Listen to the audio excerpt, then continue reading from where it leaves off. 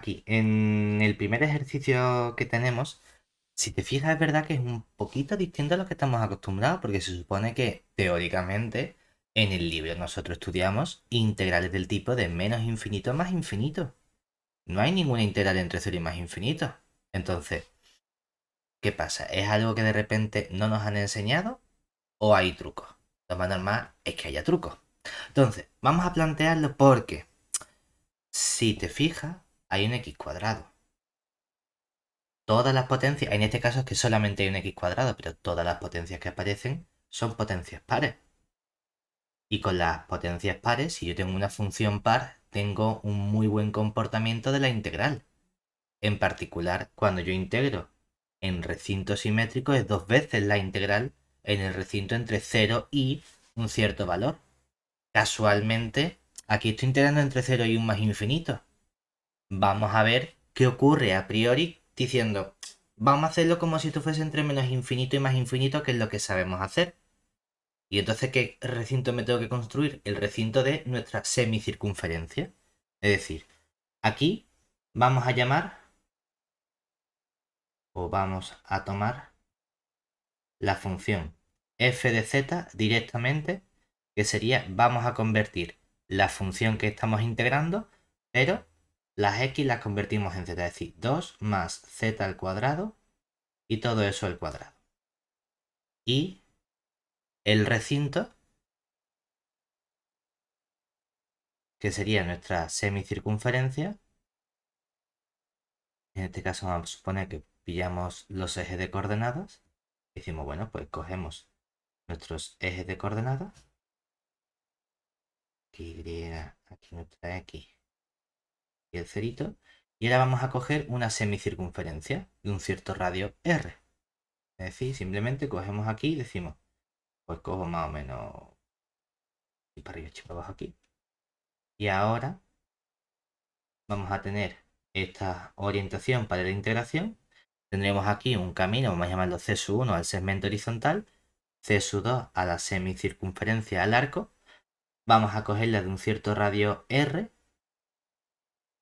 y vamos a llamar C al camino, o si queremos, estamos más acostumbrados a lo mejor a trabajar con gamma, gamma al camino que sería el C sub 1 unión el C sub 2, nuestro camino completo, ¿vale? ¿Qué observamos? Vamos a ver mi función, qué problemas tiene.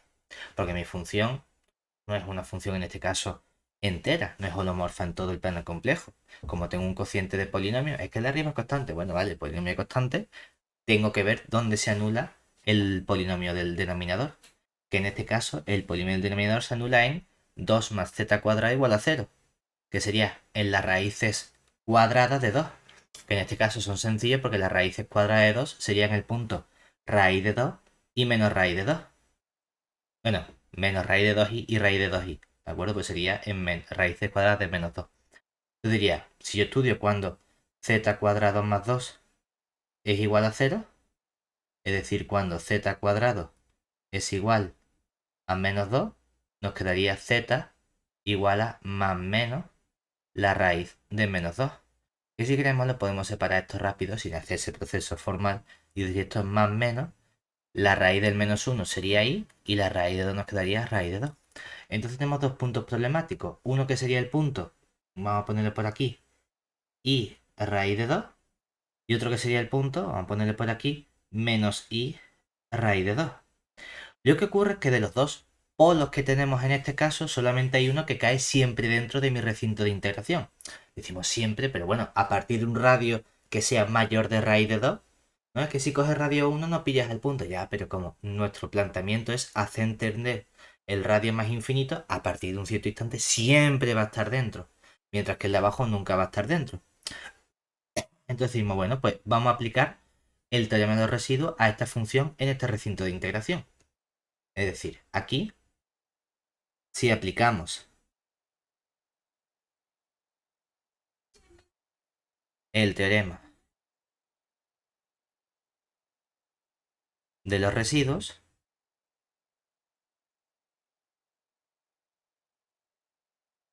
¿qué tendríamos? Que la integral cerrada en gamma de nuestra función f de z diferencial de z sería igual a 2pi y tendría que multiplicar por los residuos de los polos que están dentro del recinto de integración. En este caso, el único polo que está dentro es el i raíz de 2. ¿Vale? Pues tendría que multiplicar por el residuo de f en el punto i raíz de 2. En este caso resulta que este punto, ¿qué tipo de singularidad es? Es un polo de segundo orden, un polo doble. ¿Por qué es un polo doble? Aquí cuando hemos trabajado con esta función, el 2 más z cuadrado lo factorizamos como z más i raíz de 2 por z menos i raíz de 2. Como eso está elevado al cuadrado, cada factor aparece 2 veces. Es que no tengo ninguna función arriba que se me simplifique, ¿no? Simplemente tiene las dos raíces, los dos términos abajo dividiendo cada uno 2 veces. O sea que tenemos nuestro polo doble.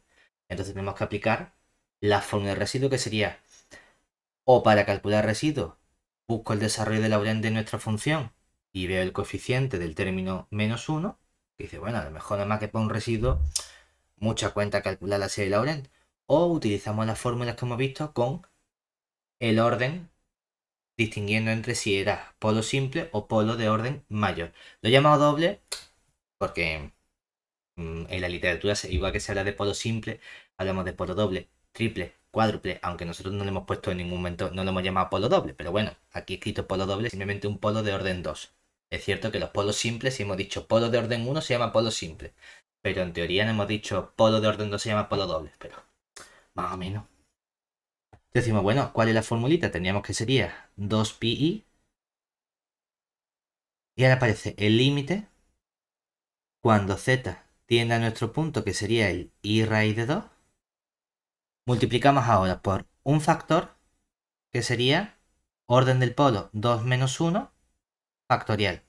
Tenemos que calcular una derivada de orden 1 menos que el orden del polo, en este caso simplemente derivada de primer orden. ¿De quién? No de la función f, sino multiplicamos toda la función por z menos el polo, que sería z menos, ¿dónde está el punto? I, menos i raíz de 2, todo eso al cuadrado, lo multiplicamos por f de z. Y esta es la función que tenemos que derivar. Tenemos que tener en mente que si nos fijamos, cuando aquí hacemos este producto, ¿quién nos queda simplemente? Nos queda la función 1 partido z más i raíz de 2, todo eso al cuadrado. Entonces tengo que calcular la derivada de esta función que aparece aquí. En este caso aplicamos las reglas porque es un polinomio y hemos visto que para funciones polinómicas o cocientes podemos aplicar la regla de derivación que conocemos de funciones reales y que nos quedaría que esta derivada que aparece aquí sería límite cuando z tiende al i raíz de 2, el 2 menos 1 es 1, 1 factorial es 1, 1 entre 1, 1, y derivamos esta función que sería z más i raíz de 2 elevado a menos 2, o sea que le ponemos como un menos 2 entre el z más i a raíz de 2, todo eso al cubo. ¿Qué nos va a quedar entonces? Cuando z tiende a i raíz de 2 me va a quedar i raíz de 2 más i raíz de 2 sería 2 veces i raíz de 2, es decir, lo podemos poner como menos 2. Y ahora, el 2 al cubo me quedaría un 8, el raíz de 2 al cubo sería 2 raíz de 2, o sea que nos quedaría un 16 raíz de 2. Y el i al cubo nos va a quedar un menos i. Si lo queremos poner sin el i dividiendo, multiplico arriba y abajo por i, porque así menos i por i me quedaría 1, y arriba nos quedaría el i, que podemos simplificar con este menos 2 y decir, nos va a quedar entonces un octavo. Es cierto que si quiero quitarme el raíz 2 podría multiplicar arriba y abajo también por raíz de 2, pero bueno, lo dejaríamos como... Uy, ya que lo he dicho. Bueno, venga, pues ya voy a poner el raíz de 2, ya que lo he escrito. Un menos raíz de 2 y todo eso lo dividimos entre un 16. Creo que nos queda, ¿no? Porque simplificamos el 2 con el 16 sería un octavo, multiplicamos por raíz de 2 arriba y abajo y así nos queda otra vez raíz de 2 por raíz de 2 que sería 2 por el 8 que es otro 16 Y el multiplicar por i arriba y abajo, menos i por i es 1, y por el menos i. Y este es nuestro residuo, ¿vale? Y cuidado porque se me ha olvidado en todos estos límites en algún momento poner este 2pi. El 2pi. Sí, sí. Aquí nos quedaría esto de aquí fuera, esto de aquí fuera. Entonces nos quedaría aquí igual a este 2pi que me lo comía. Aquí nos quedaría igual a este 2pi que también me lo comía.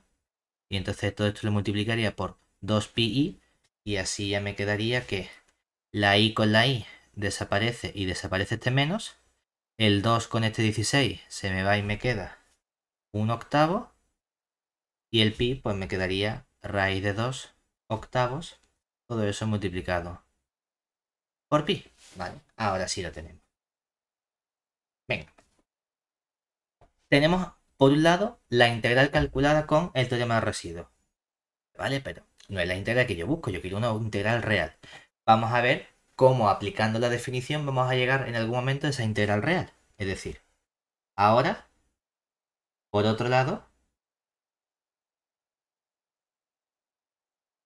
vamos a ver que nuestra integral cerrada a lo largo de la curva gamma de f de z diferencial de z se puede calcular descomponiendo en la integral en el camino C1, que ya no es una integral cerrada, de f de z diferencial de z, más la integral en C2 de f de z diferencial de z.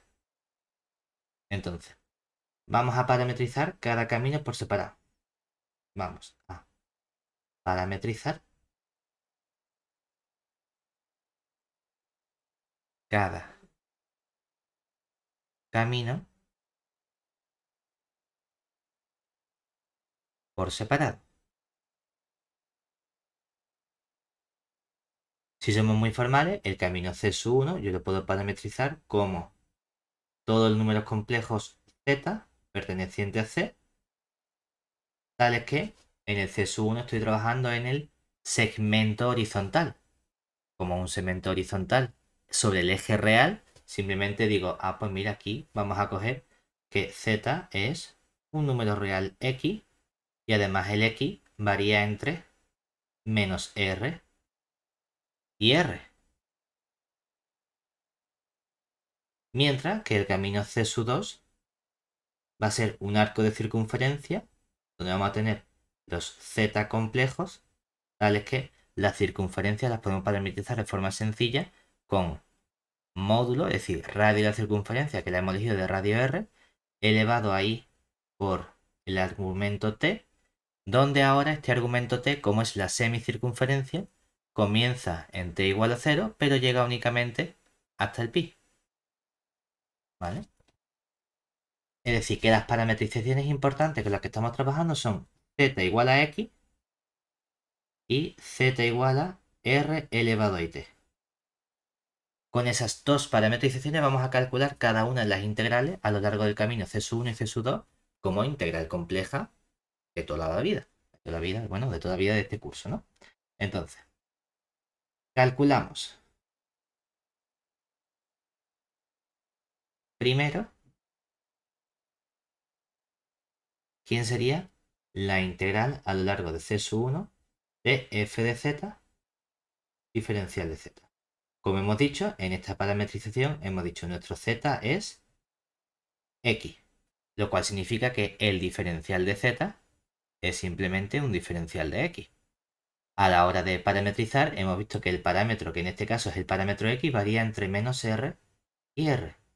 Y nos queda entonces la f sustituyendo aquí, que sería f de x, y el diferencial de z, que nos quedaría aquí simplemente nuestro diferencial de x. Es decir, que nos ha quedado la integral entre menos r y r de 1 partido 2 más x cuadrado al cuadrado diferencial de x.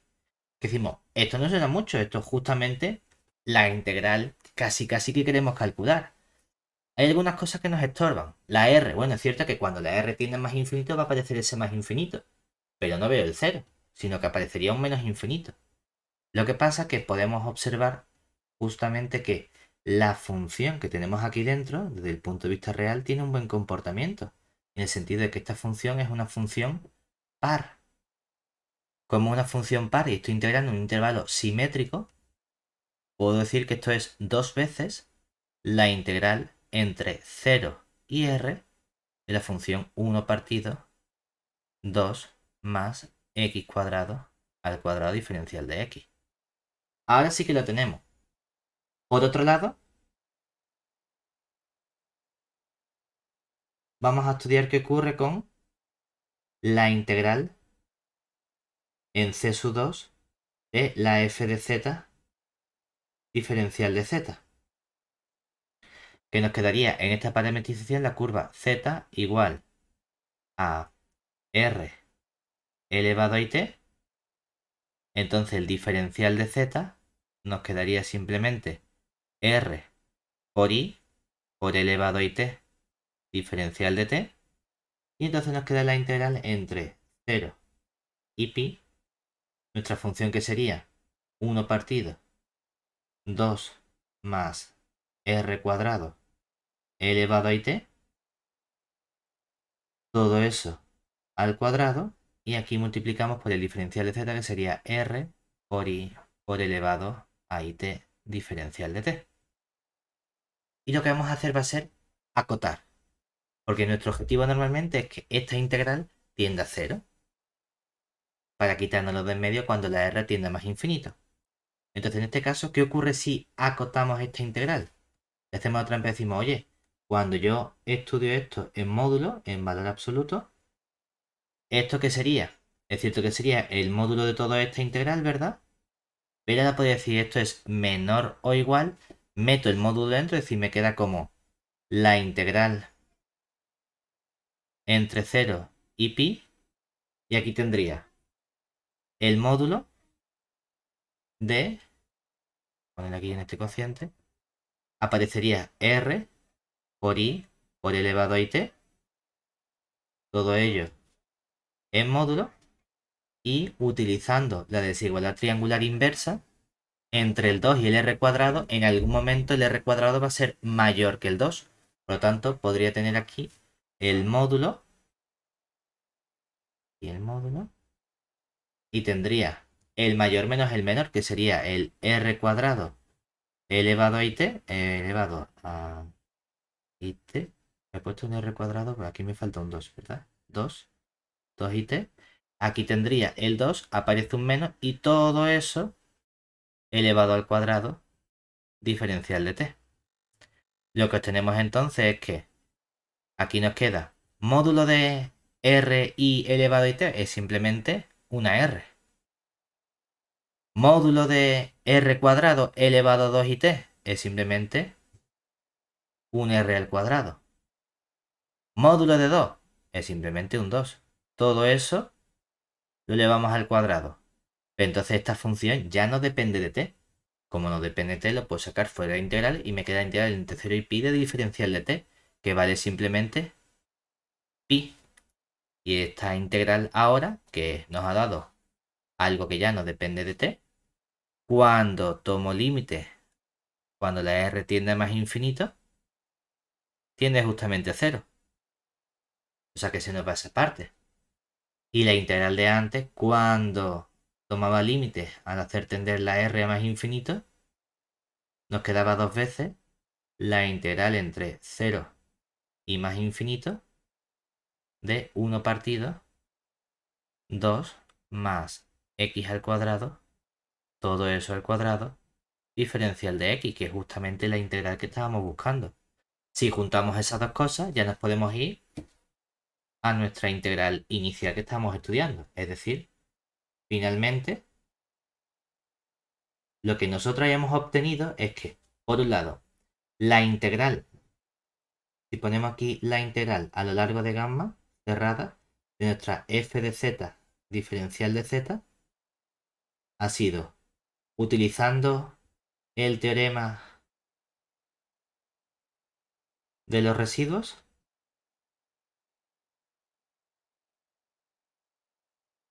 nos ha quedado que esta integral valía raíz de 2 octavos pi.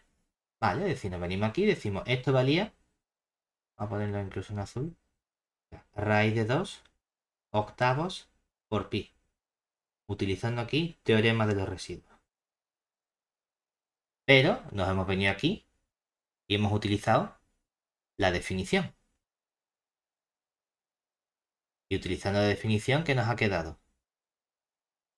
Ojo, con la definición nos ha quedado que esto es, por un lado, la función 2 veces la integral entre 0 y r de 1 partido 2 más x cuadrado al cuadrado diferencial de x más una cierta función que es, vamos a dejarlo como la integral en c sub 2 de la f de z diferencial de z. Lo dejamos así porque esta es la expresión de esta igualdad. Aquí tenemos la igualdad. Ahora bien, tengo una igualdad donde la parte morada aquí depende de R mayúscula. Es una expresión que depende de R. La parte de la izquierda no. Bueno, yo puedo tomar límite en esa igualdad cuando R tiene más infinito. Resulta que la parte azul permanece constante porque el límite de una constante es la propia constante. Mientras que la parte derecha ya hemos visto cuánto vale cada límite por separado. Luego por el álgebra de límites, si tengo dos expresiones donde cada una tiene límite por separado, el límite de la suma de ambas es la suma de ambos límites. Es decir, que aquí, tomando límite cuando R tiende a más infinito, llegamos a la expresión, por un lado, el raíz de 2pi partido de 8 coincide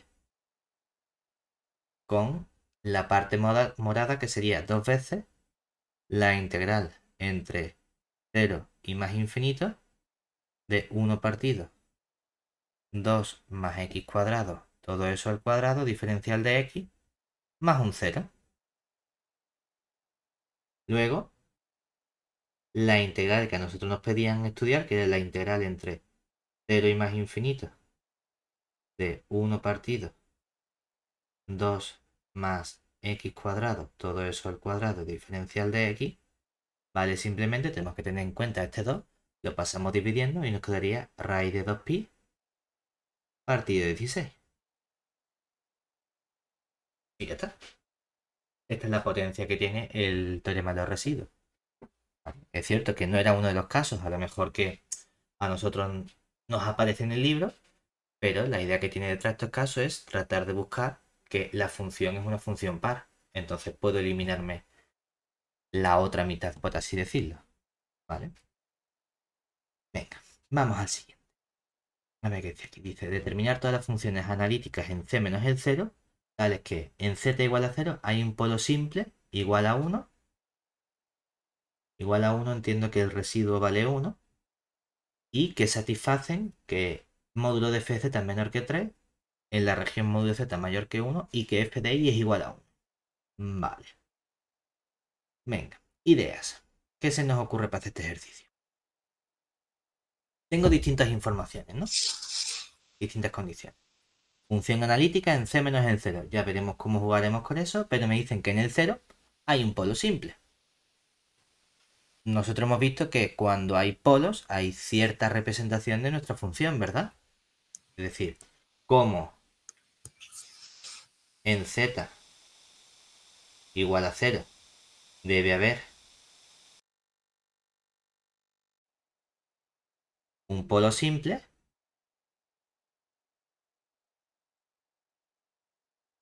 eso significa que existe una cierta función g que sea holomorfa en todo C, tal que yo puedo expresar mi función f de z como la g dividido entre z, donde se tiene que g en el punto 0 es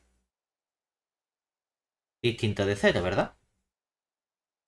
Eso seguro. Hay algo que funciona estupendamente y que al final tu f es como función entre z. ¿Vale? Entonces dice, he avanzado un poquito. Ahí no se está dividiendo. Guay. ¿Qué más? ¿Quién es esa G? Hombre, la g a priori tú dirías, podría ser cualquier función. Dentro de cualquier función uno dice, es cierto que me piden determinar todas las funciones analíticas. Hombre, no sé cómo abordar de momento el encontrar todas, ni cómo razonar ese todas. Vamos a tratar de construirnos alguna sencilla. ¿Cuáles son las funciones más sencillas con las que nos gusta trabajar a nosotros?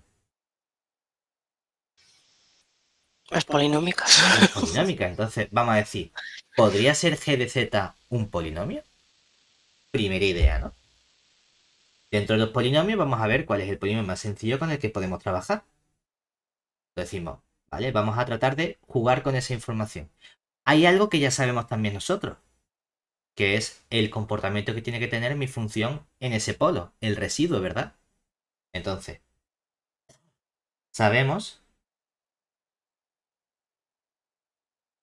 que el residuo de f en el 0, como es un polo simple, es simplemente el límite cuando z tiende a 0 de z por f de z. Claro, pero el límite cuando z tiene 0 de z por f de z es justamente el límite cuando z tiende a 0 de nuestra función g de z. O sea que esto tiene que valer g de 0. Y g de 0 me han dicho a mí que vale polo simple igual a 1, es decir, el residuo vale 1 en ese punto.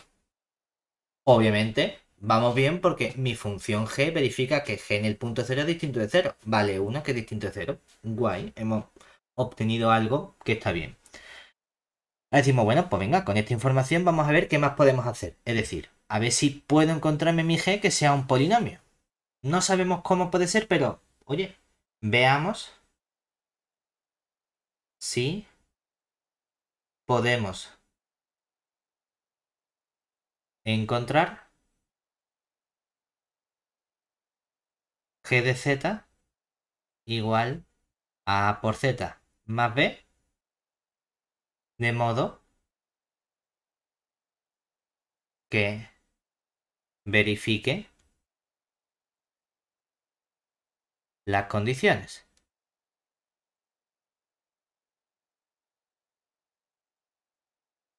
¿Cuáles son, ¿cuáles son esas condiciones? Por un lado, yo ya he obtenido que g de 0 tiene que valer 1. Decimos, vale, es que mira, por un lado, g de 0 tiene que ser igual a 1. Si solo sí, cuando sustituimos nos queda a por 0 más b tiene que ser igual a 1. Es decir, que en realidad estoy buscando algo en la forma a por z más 1. Nuestra b vale 1. Pero, además, hay un punto en el que conozco un valor de la función f. Es decir, f en el punto i debe valer i. Me han dicho aquí. Pero es que resulta que f de z es la g entre la z. Es decir, sería a por i más b, que la b ya vale 1, dividido entre la z, que sería i, y todo eso tiene que ser igual a i. ¿Vale? ¿Qué nos va a quedar entonces? Cuando desarrollamos esta expresión, el i lo pasamos multiplicando, nos quedaría a por i más 1 es igual a i por i, que sería menos 1. El 1 pasa restando, a por i igual a menos 2. Y ya nos quedaría, multiplico todo por i, menos a es igual a menos 2i, punto y coma, a es igual a 2i. Entonces, ¿con esto qué tenemos? De momento,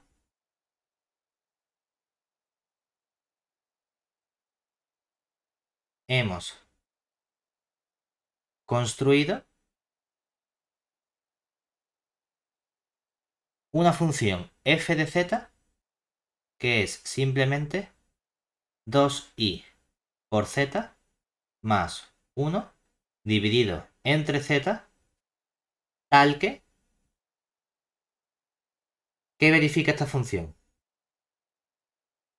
Verifica F tiene polo simple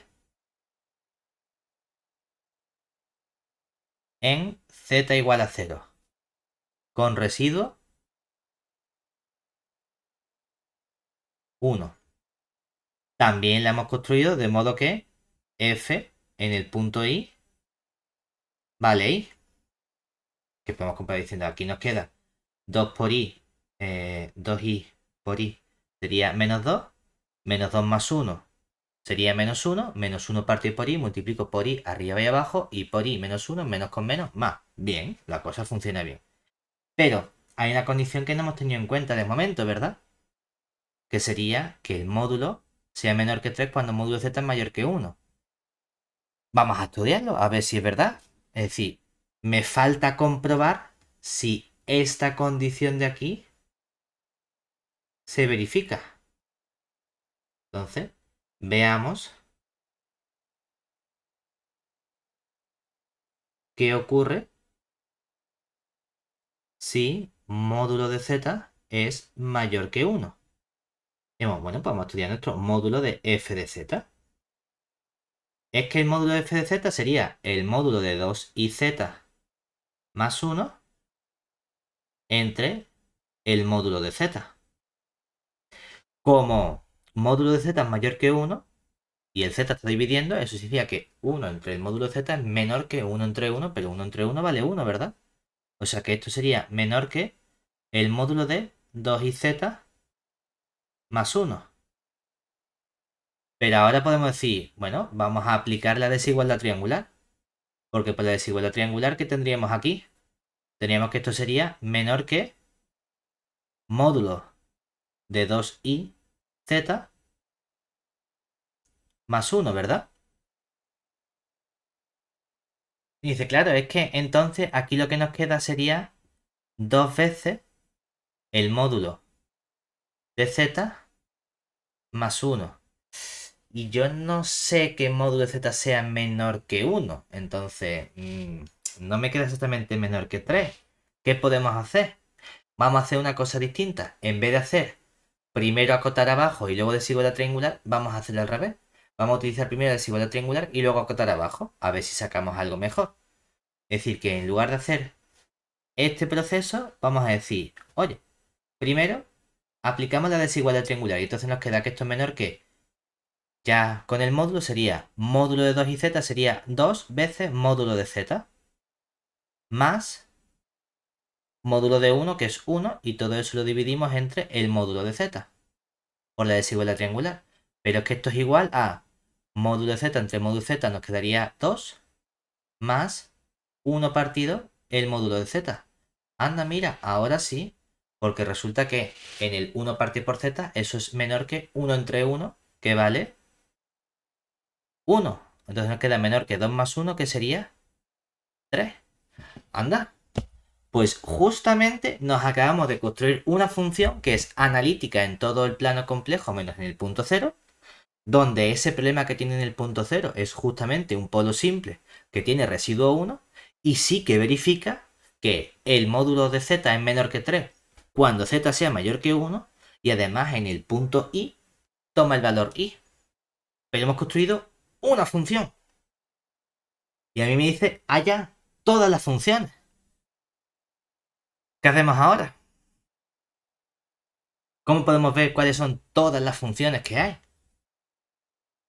Porque con esta idea nada más que sacamos esta. ¿Cómo podemos sacar más funciones?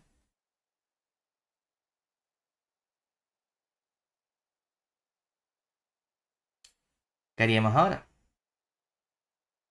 Vamos a pensar en una cosa, es decir, supongamos que hay otra función que verifica todas estas condiciones, ¿no? Es decir, nos venimos aquí y decimos, bueno, ya tenemos una, ¿no? Entonces, supongamos que existe otra función h verificando todas las condiciones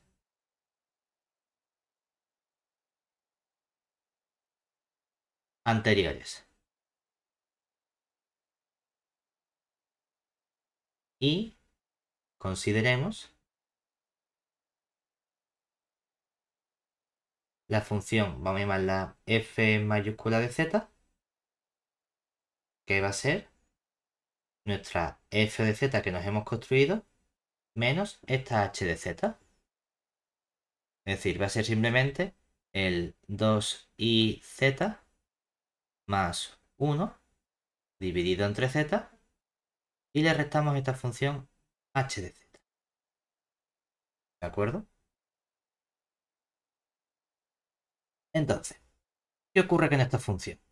Esta función, por ejemplo, yo conozco un valor sencillo, ¿no? Es decir, ¿cuánto vale la función f mayúscula en el punto i? En el punto i la función vale...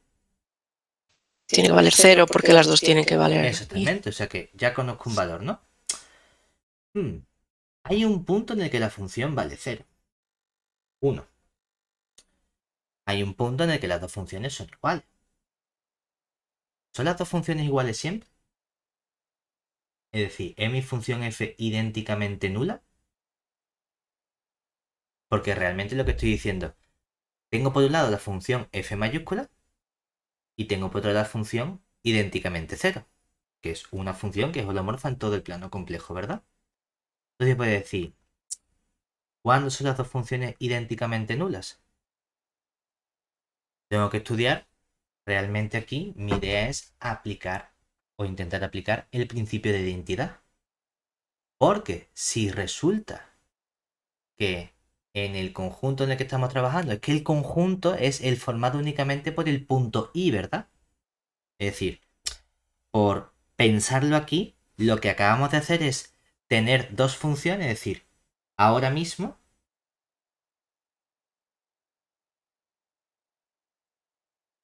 tenemos la función f mayúscula, ¿de acuerdo? Que es holomorfa en todo el plano complejo menos el 0. ¿De acuerdo? Tengo la función, vamos a llamarlo θ, que va a ser la función nula, que la función nula es holomorfa en todo el plano complejo, pero vamos a ponerla holomorfa también en el trocito que nos interesa, en el que estamos trabajando, que seguro que es holomorfa en todo el plano complejo menos en el 0. Aunque digamos, oye, es que no hace falta quitarle el 0, ya, pero para que los dos trabajen en el mismo sitio. Y tengo un conjunto B, que va a ser el conjunto B formado por el I, ¿vale? Que es un subconjunto del plano complejo. Y resulta que f de z coincide con la función θ de z para todo z del conjunto B. ¿De acuerdo? No solo eso, sino que este conjunto, aunque le hemos puesto contenido en C, en realidad yo sé que está contenido también en C menos el 0. ¿Qué me dice el principio de identidad? Como el conjunto B tenga en este conjunto, vamos a llamarlo D mayúscula, como ahí tengas puntos de acumulación, las funciones coinciden en todo el conjunto D y no únicamente en el B, ¿verdad? Pero claro, aquí es sencillo encontrar puntos de acumulación de la I. Vamos a construirnos una sucesión que esté contenido en el conjunto D que converja ahí. Lo único que tengo que hacer es decir, bueno, pues aquí basta considerar la sucesión pues por ejemplo i más 1 partido por n, de modo que el límite cuando la n tiende a infinito de i más 1 partido por n es justamente i, que pertenece a nuestro conjunto D, que es el c menos el 0. Y entonces, por el principio de identidad, tenemos que nuestras dos funciones, la f de z, coincide con la función nula de z para todo z del conjunto D. Es decir, la única función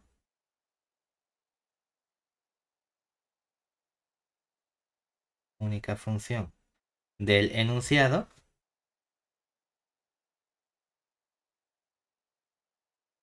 es la que hemos construido inicialmente, que sería nuestra f de z minúscula igual al 2iz más 1 dividido entre z.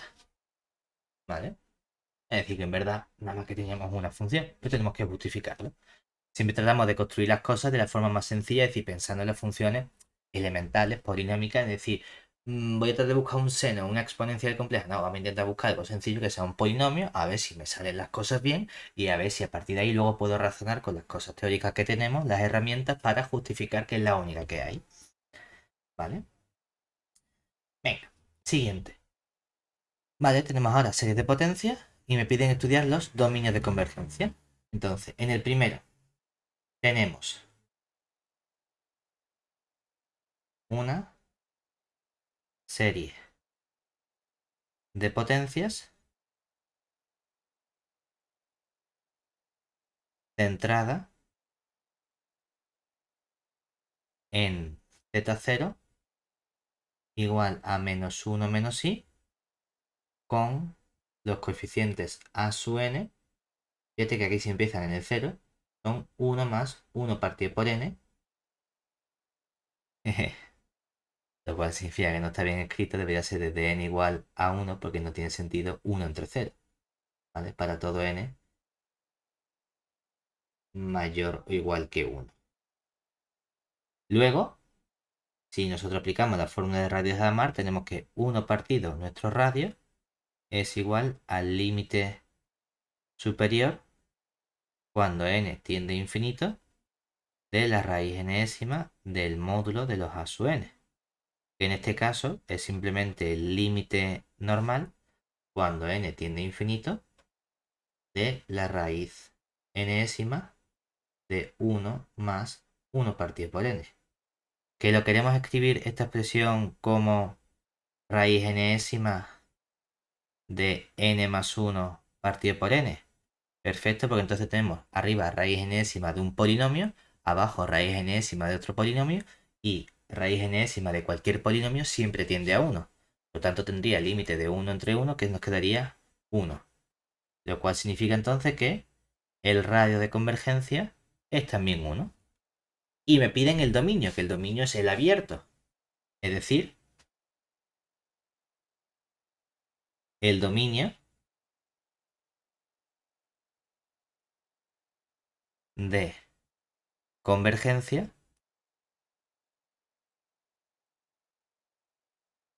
sería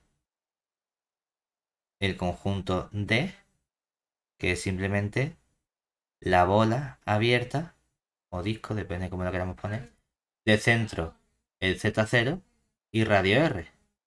Es decir, la bola abierta de centro el menos 1 menos i y radio 1. O si lo queremos poner detalladamente, es decir, explícitamente, serían todos los números complejos Z pertenecientes a C, tales que el módulo de Z menos Z0, es decir, el módulo de Z más 1 más i, es estrictamente menor que 1. El ejercicio no me pide estudiar qué ocurre con los puntos de la frontera, me pide el dominio, que el dominio es el abierto de convergencia. ¿Vale? Vamos a hacer ahora mismo con el apartado 2.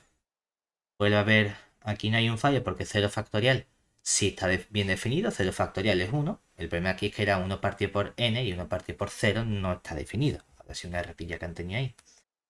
Ahora, vamos a hacer lo mismo, lo que pasa que aquí no tenemos exactamente una serie de potencias, porque tenemos dos valores distintos. Entonces, lo que nos gustaría a nosotros es separar. Entonces vamos a ver si podemos separar. Es decir, vamos a tratar de separar ambas series.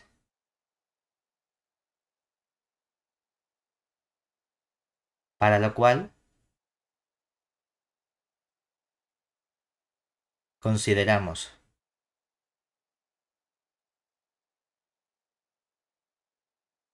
por separado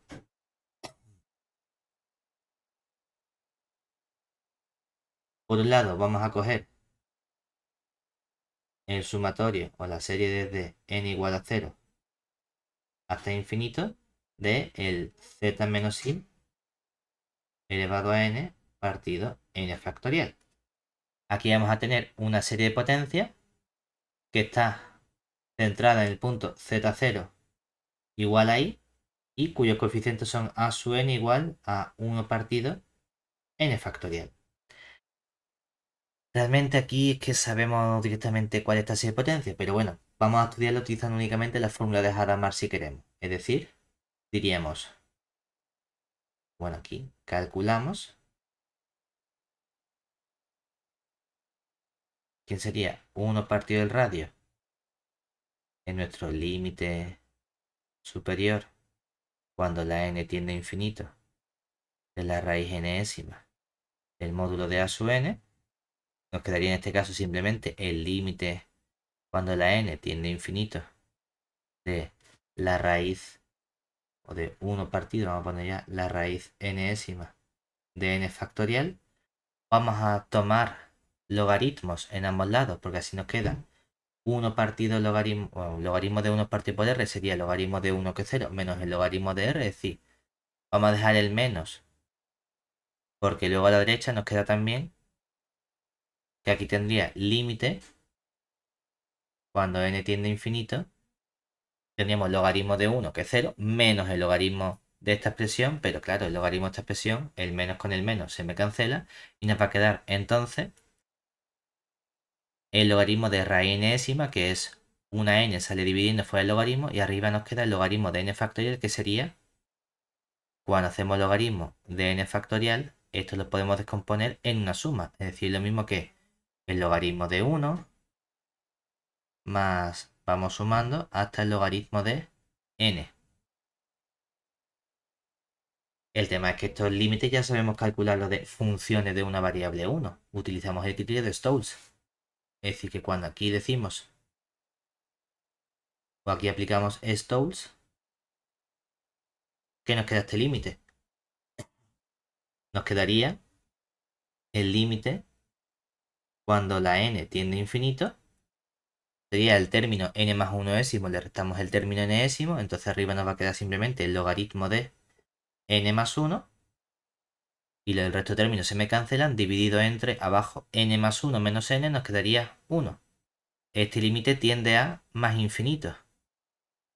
Si el límite tiene más infinito, pero es el del logaritmo de r, eso significa que r es elevado más infinito, que es también más infinito. ¿Vale? O sea que nuestro radio en este caso es todo el plano, el radio más infinito y nuestro dominio sería todo el plano complejo. Ahora vamos a hacer lo mismo con la de abajo. ¿Qué nos quedaría en este caso? Tenemos ahora el sumatorio desde n igual a 0 hasta infinito de n que multiplica a z más 1 menos i, todo ello elevado a n.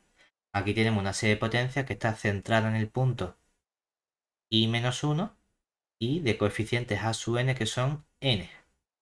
Claro, entonces cuando hacemos 1 partido nuestro radio, nos va a quedar el límite superior cuando la n tiende a infinito de la raíz enésima del módulo de a sub n, que nos va a quedar en este caso el límite de nuevo a secas cuando n tiende a infinito de la raíz enésima de n.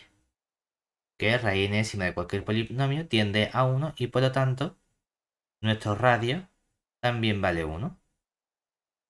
Luego, ahora ya podemos finalizar. Hemos obtenido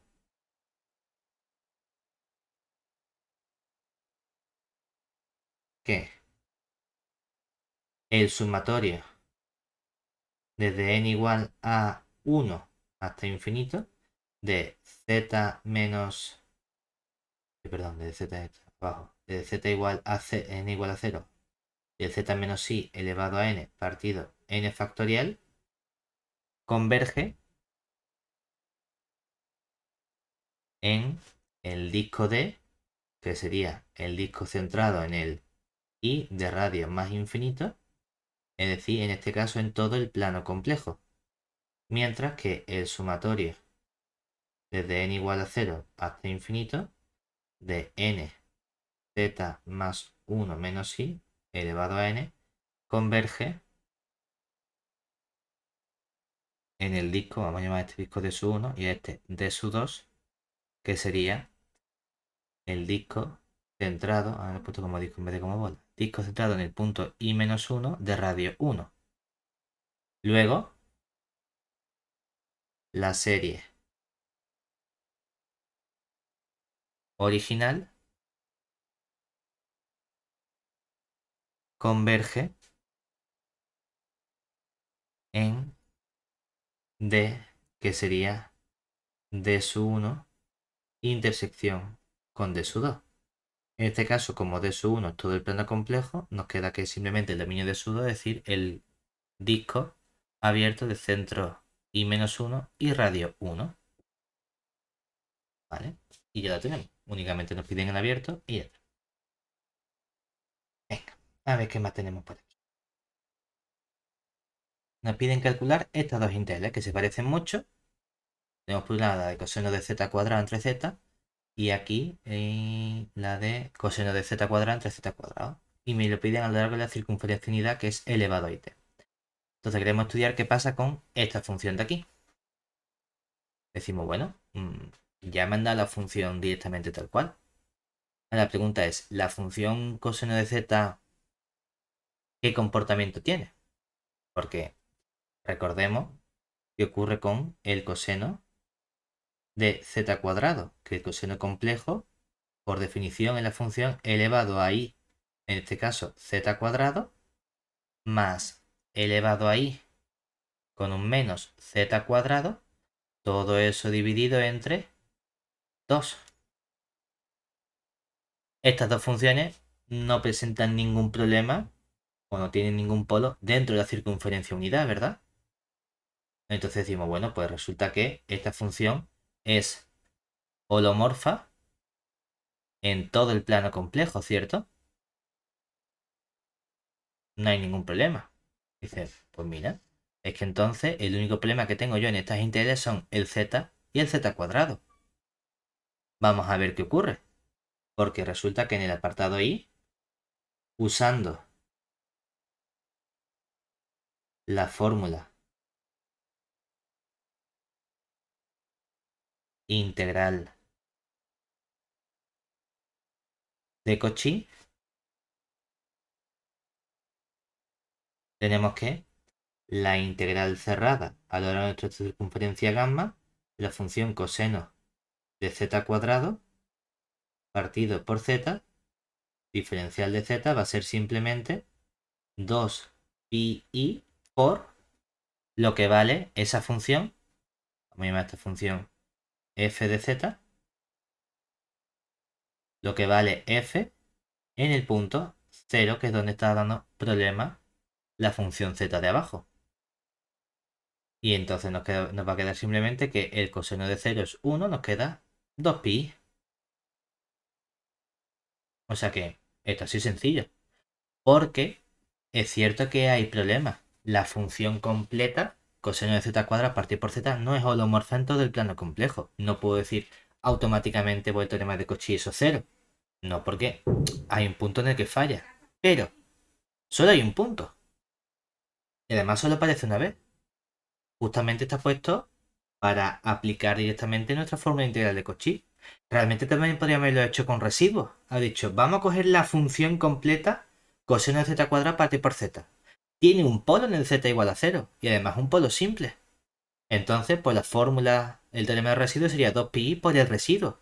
Pero el residuo va a ser simplemente el que multiplicar por el límite cuando z tiende a 0 de la función completa multiplicada por z. Y ese límite, ¿quién es? El coseno de z cuadrado. El coseno de z cuadrado es lo que vale coseno de 0, que es lo que acabamos de hacer. Es decir, que en realidad la fórmula integral de Cauchy es el caso fácil de teorema de residuos cuando solo hay un problema. Y además un polo simple. Y ahora vamos a ver qué pasa en el segundo, porque en el segundo es cierto que ya el problema no es simple, ya no hay un único punto, hay dos puntos, pero es dos veces el mismo punto. Entonces, como tenemos el problema en z igual a 0 dos veces, podemos aplicar la fórmula integral de Cauchy para derivadas.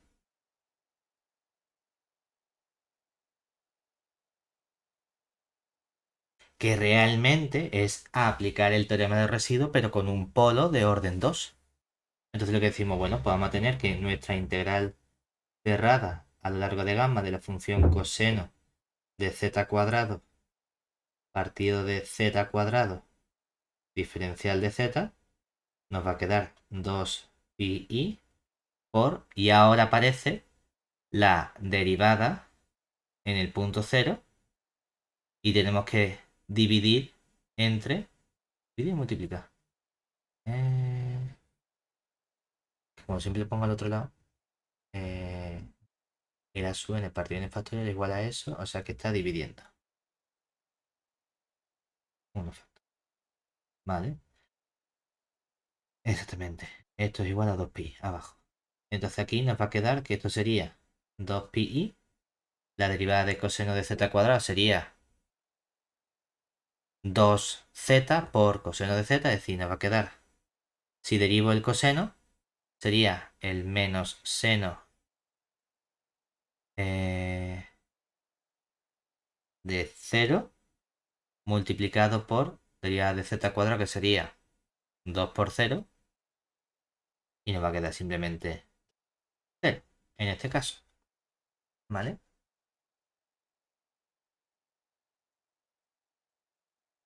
¿Todo bien hasta ahí? Sí. Venga, vamos al siguiente. A ver qué nos dicen ahora en el 20. Sea a mayor que 0, demostrar que la siguiente serie representa una función endomorfa en el semiplano de parte real mayor que 0. Vale, y nos dan estas dos series. Aquí tenemos serie de funciones, tenemos serie de potencias. Entonces, en el i podemos llamar o podemos definir las series de funciones f sub n de z, que van a ser simplemente estas elevado a menos a n cuadrado por z. ¿Vale? Entonces, vamos a ver qué podemos hacer nosotros con estas funciones, si es que podemos hacer algo. Lo que nos entra, lo que yo puedo garantizar de convergencia, ¿qué es? Es justamente convergencia cuando aplicamos precisamente teorema de Weierstrass. Es el que yo conozco que me garantice convergencia de nuestra serie, ¿cierto? Entonces, en este caso, ¿qué vamos a hacer? Vamos a tratar de utilizar justamente esa expresión. Entonces vamos a ver si hay convergencia uniforme de nuestra serie. En este caso, ¿qué tendríamos? Acotamos en el conjunto HD, que es en el conjunto en el que estamos trabajando, y me dice módulo f sub n de z va a ser el módulo de e elevado a menos a n cuadrado por z. Claro, que si lo desarrollamos diríamos, como mi z es x más y por y, aquí nos va a quedar que esto sería el módulo de e elevado a menos a n cuadrado multiplicado por x más y por y. Y entonces el módulo va a ser simplemente ¿quién? E elevado a menos a n cuadrado x, ¿verdad? Lo tenemos aquí perfectamente acotado, el módulo de estas funciones. Ujú. Ya decimos, ¿dónde estamos trabajando? Estamos trabajando en parte real de z mayor estricto que 0, ¿verdad?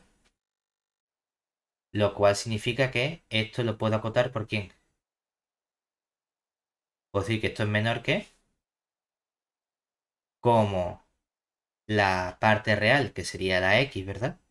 Nosotros tenemos que x es mayor que 0. Eso significa que an cuadrado por x es también mayor que 0.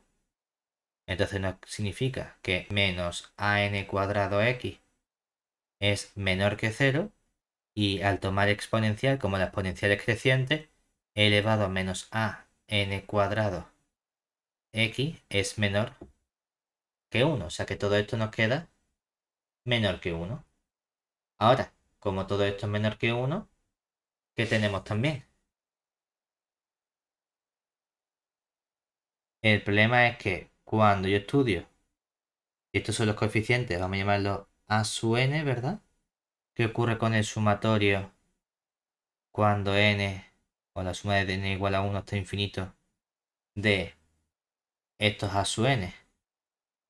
Que esto vale más infinito, ¿verdad? Esto diverge. Entonces resulta que nosotros aquí hemos acotado o hemos estudiado la acotación de nuestra sucesión de funciones f sub n de z en ese recinto, pero el problema es que en ese recinto no puedo aplicar el teorema de Weierstrass, porque el teorema de Weierstrass me dice no solo que puedas acotar, sino que además la serie por la que estás acotando sea una serie convergente. Aquí es cierto que yo he acotado y he acotado todas estas funciones por 1, pero no me ha quedado una serie que converja. Ojo, eso no significa que no haya convergencia uniforme. Lo que significa es que no puedo utilizar esa convergencia directamente por el teorema de Weierstrass. Tengo que buscarme la vida de otro modo. Entonces, ¿qué se nos puede ocurrir para tratar de estudiar la convergencia ahora? La herramienta fundamental cuando no tenemos serie de potencias es Weierstrass. Resulta que en este ejercicio, en este primer apartado, Weierstrass no nos garantiza nada. ¿Qué podemos hacer? ¿Qué se nos ocurre?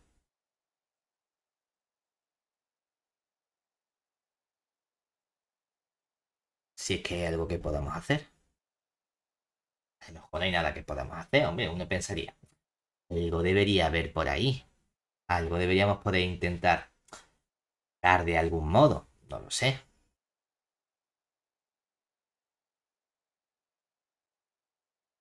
Entonces vamos a fijarnos en que aquí, en el i, observemos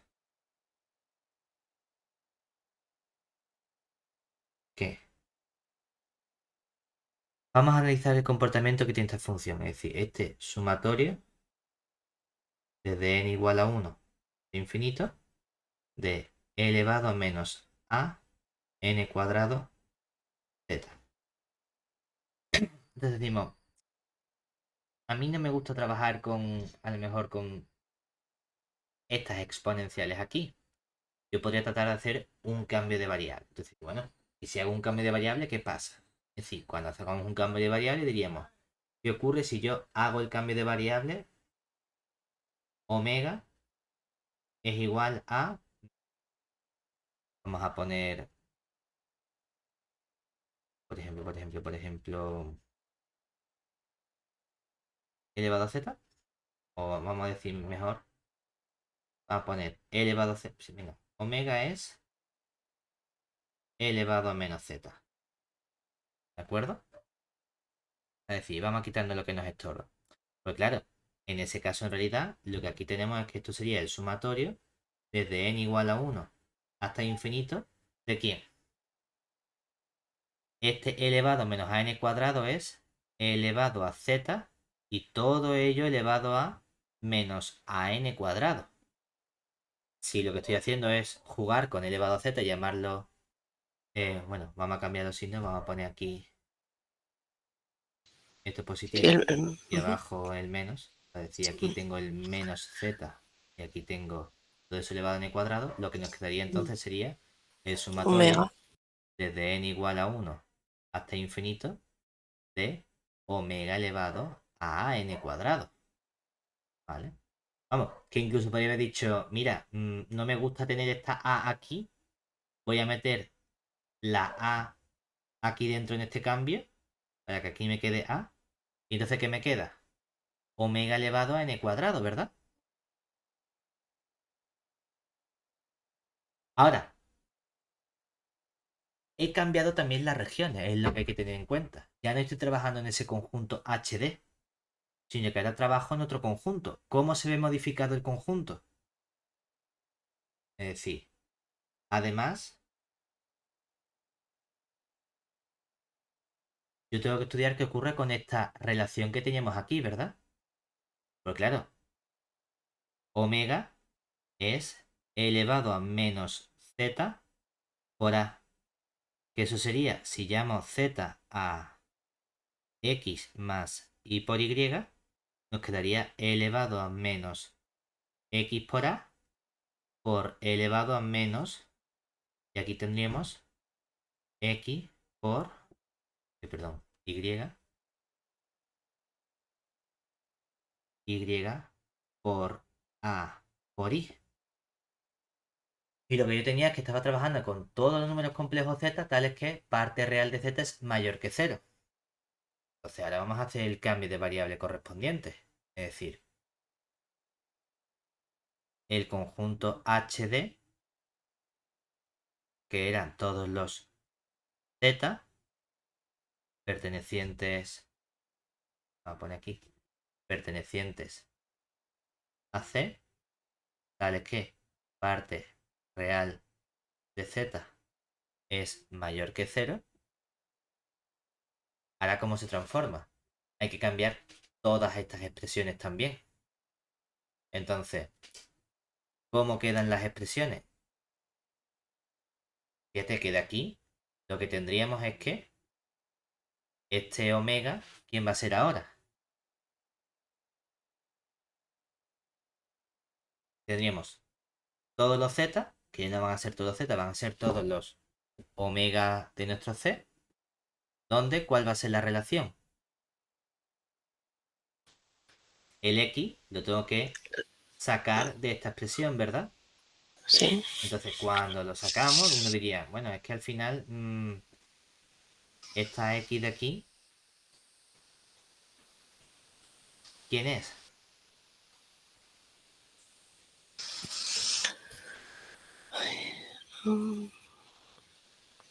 Fíjate que la x sería decir, aquí nos quedaría e elevado a menos x por a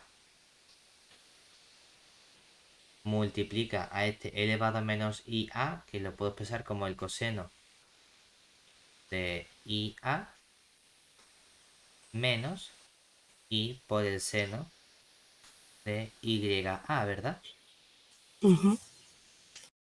Eso va a coincidir con quién, con la parte real del omega, ¿verdad? Y la parte imaginaria, perdón, la parte real va a ser simplemente, puesto los dos juntos. Ah, vale, ok. Estaba pensando en todo el número complejo. Todo esto multiplicado por, cuando descompongo, me quedaría que esto va a ser la parte real del omega y el elevado a menos xa por el seno de ya. Y si queremos tenemos que poner el menos delante. Va a ser la parte imaginaria del omega. Claro, Cuando elevamos ambas expresiones al cuadrado y sumamos, ¿qué tenemos aquí? Al elevar al cuadrado nos va a quedar Ujú. e elevado a menos 2ax. Coseno cuadrado más seno Pues, cuadrado me queda eso es 1. 1. Y todo eso coincide con parte real al cuadrado más parte imaginaria al cuadrado sería El módulo. módulo al cuadrado. Exactamente. Ahora, si tomamos logaritmo, ¿qué nos queda? Que menos 2ax es igual, vamos a ponerlo como logaritmo neperiano del módulo de omega, ¿verdad? Al cuadrado. Entonces de aquí, ¿qué sacamos? Que la x, ¿quién tiene que ser? El 2 se me simplifica con el 2. El menos lo puedo meter a la derecha, ¿verdad? Me queda menos logaritmo neperiano del módulo de omega partido de a. Ya. A es una constante positiva. Entonces, mi nuevo recinto es aquel recinto en el que esta x es mayor que 0, ¿verdad? En el que este menos logaritmo de módulo de omega partido por a es mayor que 0. Pero eso lo puedo yo transformar en todos los omega pertenecientes a c, tales que ahora, ¿qué ocurre? Todo esto mayor que 0. El a pasa multiplicando, no hay cambio de signo. Menos logaritmo mayor que 0. El menos, cambio de signo. Logaritmo menor que 0. Tomo exponencial módulo de omega menor que 1. Anda. Esto nos mola, ¿verdad? Porque resulta que hemos transformado nuestra serie de funciones aparentemente fea que teníamos inicialmente y con la que no podíamos trabajar en un recinto que era el semiplano derecho, en una serie de potencias donde el recinto en el que estamos trabajando es la bola unidad. Y no solo eso, sino que es que resulta que esta serie de potencias la voy a expresar yo como el sumatorio desde n igual a 1 hasta infinito de unos coeficientes a su n por omega elevado a n. ¿Y quiénes son esos coeficientes a su n que tenemos aquí? Para poder tener realmente la serie de potencias vamos a definir los a su n como justamente 1 si la n es de la forma k al cuadrado y 0 si la n es distinto de k al cuadrado, ¿verdad? Para ver que únicamente aparecen los términos cuadráticos que tenemos aquí. Ahí sí tenemos justamente nuestra serie de potencias. Pero fíjate que cuando hacemos el límite superior de estos coeficientes a su n, claro, el límite superior entre 0 y 1, ahora sí es el límite superior de la subsucesión formada por los unos únicamente. Entonces ese punto de la animación que es el 1, 1 partido el radio, el límite superior de estos a su n vale 1. Lo cual me está diciendo que yo inicialmente estaba trabajando en todo el disco unidad en omega.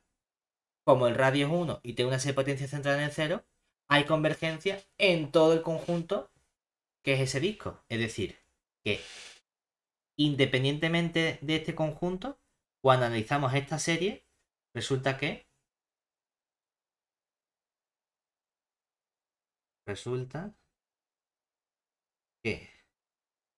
la serie, ahora sí, de potencias, que sería el sumatorio desde n igual a 1 hasta infinito, de a su n omega elevado a n, tiene radio r igual a 1, por lo que converge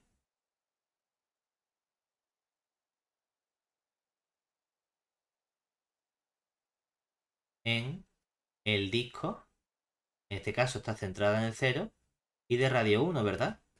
Que resulta que es todo el conjunto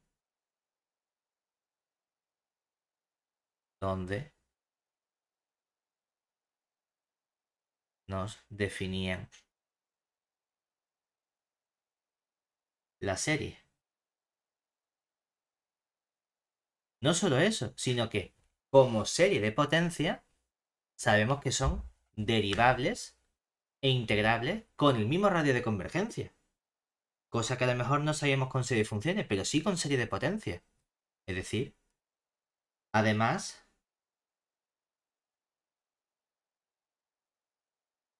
en dicho disco de 0,1 tenemos que son funciones holomorfas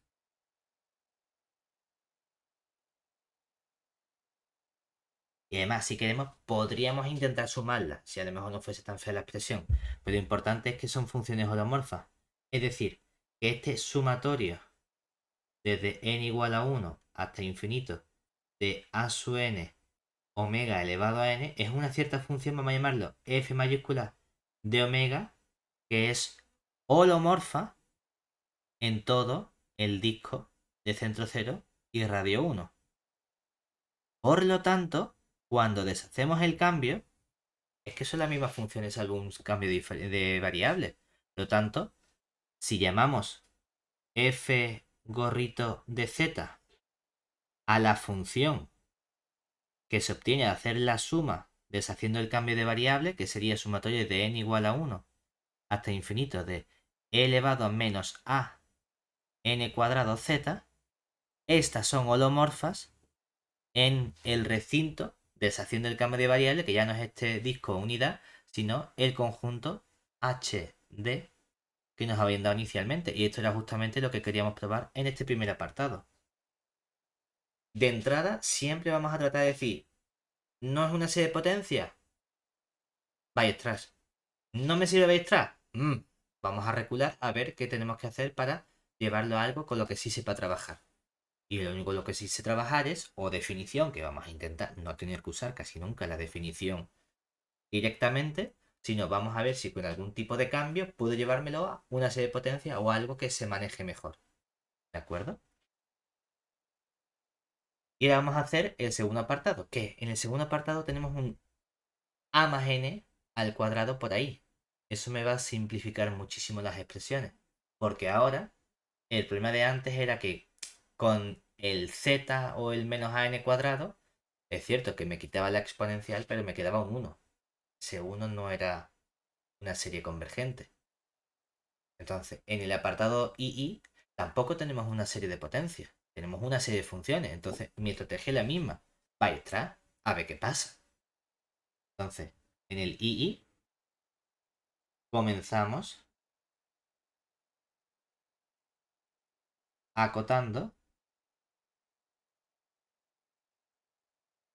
en el conjunto HD, que sería pues módulo de f sub n de z, que va a ser el módulo de e elevado a menos a nz partido a más n al cuadrado. Podemos darnos cuenta de que esto ahora es menor o igual, hacemos la misma acotación del e elevado a menos a nz, solo que hay una n en vez de un n cuadrado, pero el módulo de ese número complejo vuelve a ser de nuevo e elevado a menos a n x simplemente. O sea que vamos a tener que esto es menor o igual que e elevado a menos a n x partido a es un número real, o sea que aquí nos queda a más n, todo eso al cuadrado. Y esto está acotado como la parte real. Bueno, realmente aquí es que no es que hayamos acotado, sino que esto es un Es igual. pero bueno, por ser más preciso. Y ahora, en el conjunto HD, como X pertenece a este conjunto HD, puedo acotar por todo esto por 1 partido a más n cuadrado. Si ahora llamo a sub n a esta sucesión, lo que tenemos es que el sumatorio desde n igual a 1 hasta infinito de los a sub n ahora sí es convergente, es decir, si es menor que más infinito. Converge. Luego, por el teorema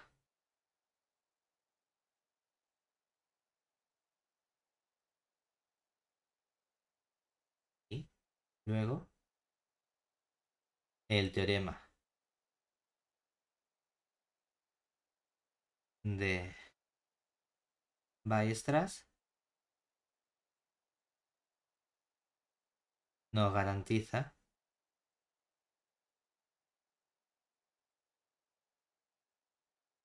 la convergencia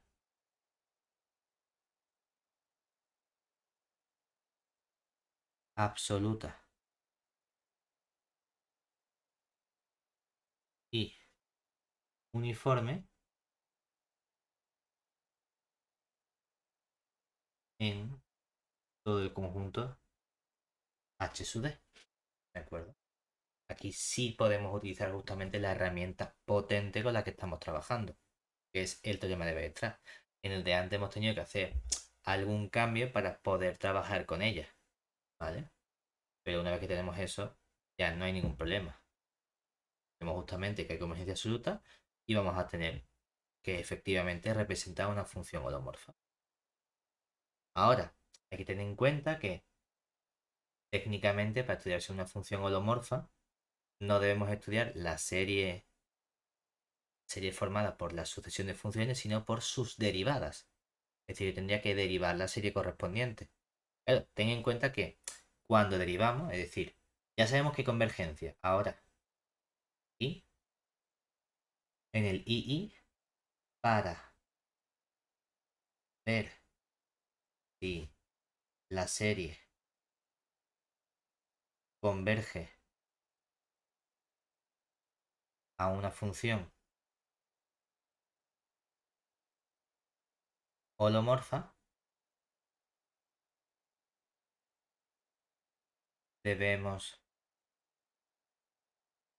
considerar qué ocurre con la serie de n igual a 1 infinito formada no por la f sub n de z, sino por la f sub n prima de z. ¿Vale?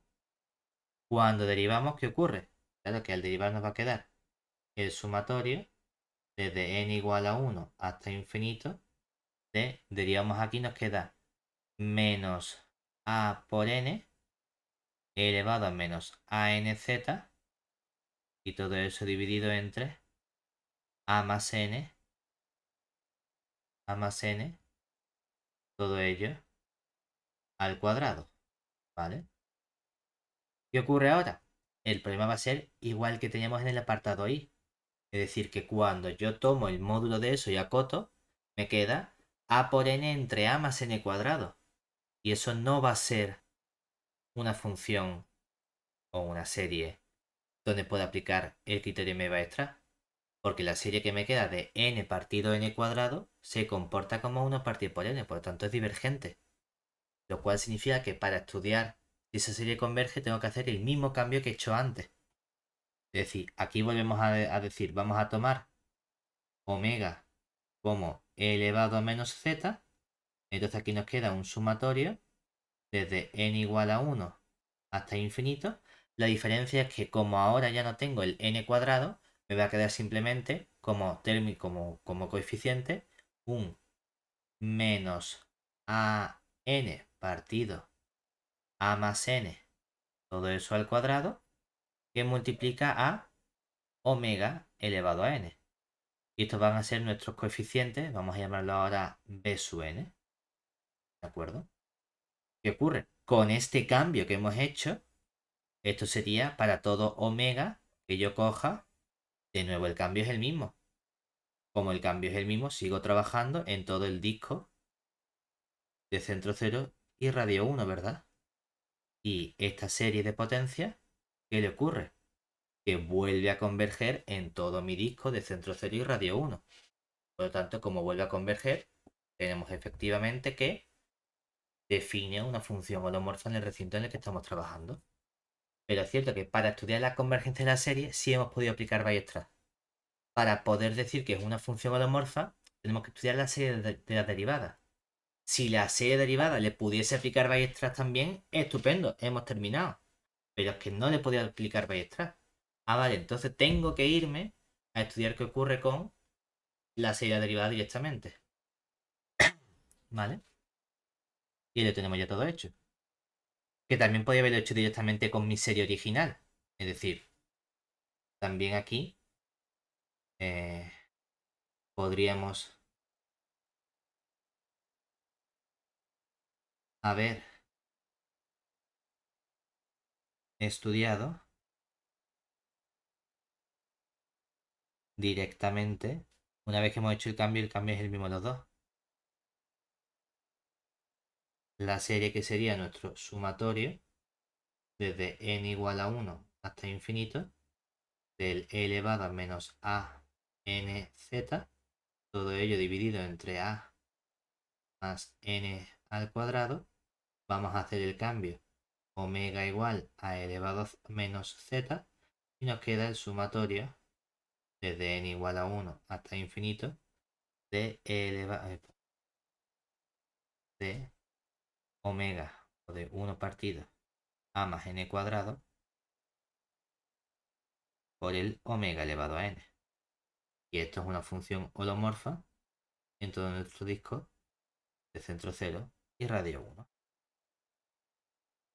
Directamente lo podemos hacer igual que hemos hecho antes. Lo que podemos decir que hay convergencia, en este caso seguro que hay convergencia sin tener que recurrir a la serie de los omega elevado a n, sino que antes sí podía justificar la convergencia de mi serie. Venga, ¿qué más tenemos por aquí? Me piden calcular orden del polo y su residuo. Y con esa información estudiar esta integral. Entonces, ¿cómo podemos estudiar el orden de este polo? Hombre, la idea más sencilla en este caso sería tratar de pensar en el desarrollo de nuestra función. En este caso, el desarrollo que vamos a utilizar es el del seno de z. Entonces, sabemos que el seno de z, ¿qué desarrollo tiene? En torno en z igual a 0, sería primero un z, luego menos z al cubo partido de 3 factorial, más z a la quinta partido 5 factorial, menos z elevado a 7 partido 7 factorial, más punto suspensivo. Si yo tomo mi función f de z como la función que nos dan aquí en el enunciado, eso significa que entonces mi f de z admite el siguiente desarrollo. Diríamos, el seno de z menos z pues sería la z con la z se me va, 0, 0 entre z a la sexta es 0. Pero luego cuando tengo el término menos z cubo partido por 3 partido por z elevado a 6, ¿qué me va a quedar? Menos 1 partido 3 factorial multiplicado por 1 partido z cubo, ¿verdad? Y luego me va a parecer más z elevado a 6 partido 5 factorial, es decir, un 1 partido 5 factorial por 1 partido de z, ¿verdad? Y luego sería menos z elevado a 1 partido 7 factorial, ¿verdad? Y el resto, todo lo que aparece aquí son potencias de z, ¿cierto? O sea que ahí ya no hay términos dividiendo, ya son todos multiplicando. Entonces, ¿todo bien hasta ahí, Alicia? Voy a ir borrando. No, me he perdido. No sé dónde has sacado. ¿Por qué te sale 1 partido de z al cubo?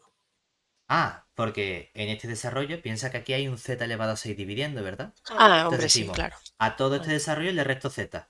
Como le resto z, simplemente desaparece la primera z de aquí delante. Sí, es así. Entonces, el seno de z menos z tiene como desarrollo menos z cubo partido 3 factorial, más z elevado a quinto partido 5 factorial, menos z elevado a 7 partido 7 factorial, etc.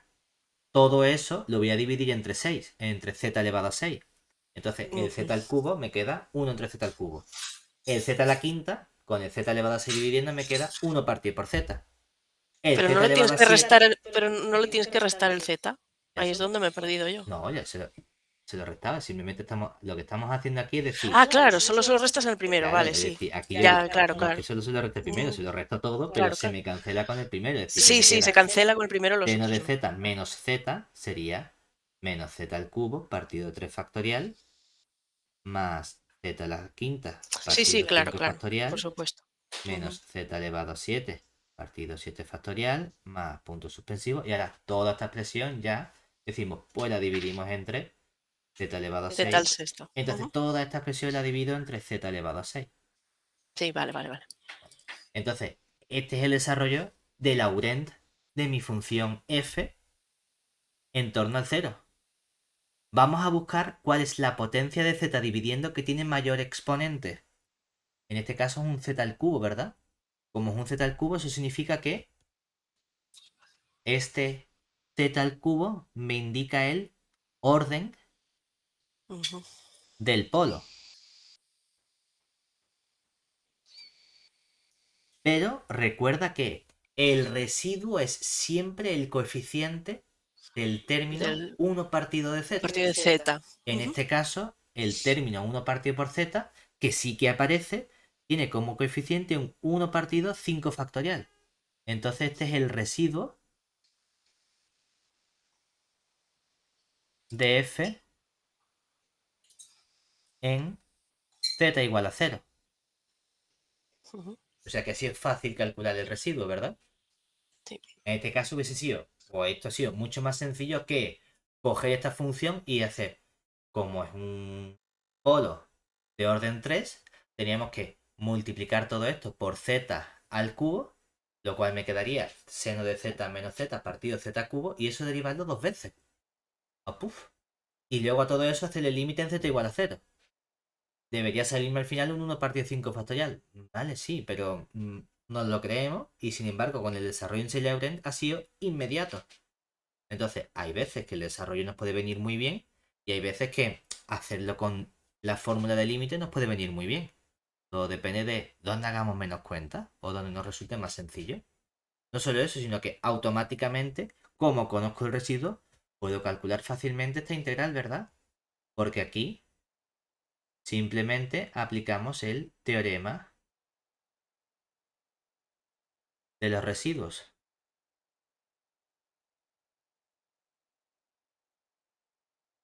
Y es que como esta función solamente tiene un polo dentro de la circunferencia unidad, esto va a ser 2pi multiplicado por el residuo que tiene nuestra función f en el polo 0. Y ha sido simplemente el 2pi por el residuo, que vale en este caso 1 partido 5 factorial. Mm. Fíjate que es fácil así en este caso calcular la integral que nos piden. Vale, Sí. venga, vamos al siguiente. Aquí, ¿qué nos dice? Probar que no existe ninguna función analítica en el conjunto de sudos que es este conjunto que satisfaga esta condición. Vale, vamos a ver. Cuando nos pidan buscar funciones, probar que no existen, lo que se nos tiene que venir a la mente a nosotros es el principio de identidad. Porque en este caso nos han construido una sucesión que es la sucesión 1 a partir por n, ¿verdad? Entonces, vamos a observar una cosa, y es que si llamamos z sub n a la sucesión 1 partido por n, tenemos que esta sucesión, ¿qué le ocurre? Que el límite cuando la n tiende a infinito de z sub n es el límite cuando n tiende a infinito de 1 partido por n, ¿verdad? Que Ujú. es 0. Y 0 pertenece al conjunto de su 2, ¿verdad? Sí. Si he calculado un límite, eso significa que el punto 0 es un punto de acumulación de el conjunto. ¿De qué conjunto? Bueno, pues sea B, en este caso, el conjunto formado por los z sub n tales que n pertenece a los naturales. Acabamos de ver,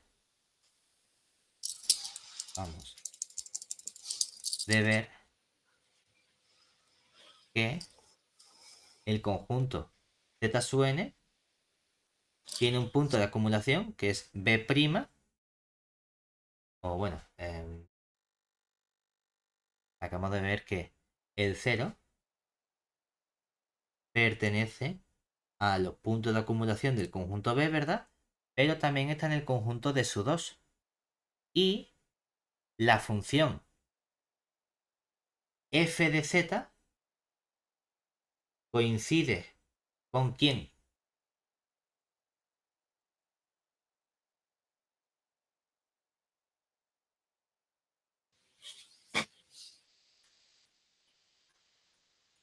¿Con qué función puede coincidir? Con Z, con ZN, con la Cuidado, porque armónica. aquí es que hay un menos 1 elevado a n, ¿verdad?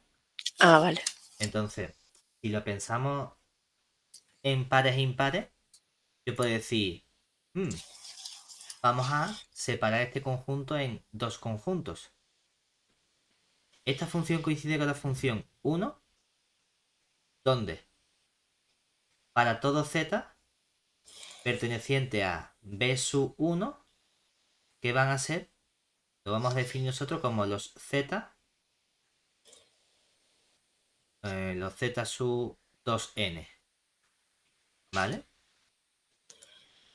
Mientras que la f de z coincide con, o bueno, no con 1, sino con 1 partido por n,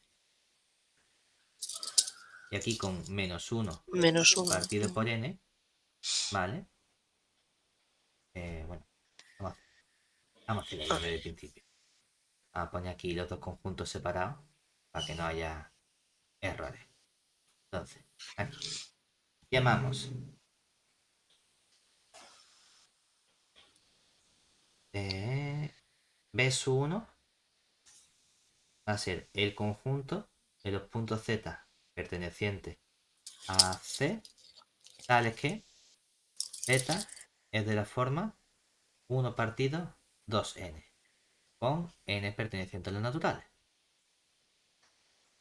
Y vamos a llamar B sub 2 al conjunto de los Z pertenecientes a C, tales que Z es igual a 1 partido 2n menos 1 con n perteneciente a los naturales. Okay. Claro, entonces resulta que si yo cojo la función g de z, bueno, la función no la vamos a inventar, que va a ser g de 1 partido por n, lo voy a definir yo como la f de 1 partido 2n menos, vamos a pasar a estar restando, que sería menos 1 elevado a 2n partido de 2n, ¿verdad? ¿Qué ocurre con esta función? ¿O qué ocurre con todo esto? Que si la f de 1 partido por n vale siempre menos 1 elevado a n partido por n, en particular, ¿aquí cuánto vale? 0, ¿verdad? Sí. Y, bueno, vamos a ponerla como g de 2n, que g de 2n valga esto, y g de 1 partido el 2n más 1, ¿qué nos va a quedar entonces? Nos va a quedar también f de 1 partido 2n más 1 menos, aquí nos quedaría menos 1 elevado a 2n más 1 partido el 2n más 1. Que todo esto también vale 0. Ahora bien, ¿qué ocurre con nuestra función? Que entonces nuestra función va a coincidir ¿con quién? En los valores pares, todo esto, o toda esta función, ¿verdad? La g es la función nula. Pero, por otro lado, como estos conjuntos B1 y B2 tienen puntos de acumulación en el conjunto de sus dos, ¿verdad? ¿Qué ocurre? Que al tener B sub 1 y B sub 2 puntos de acumulación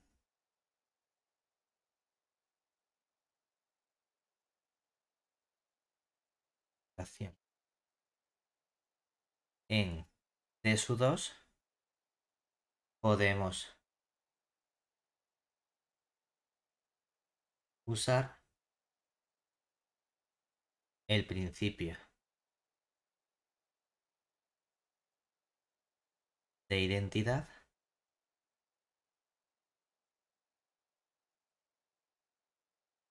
para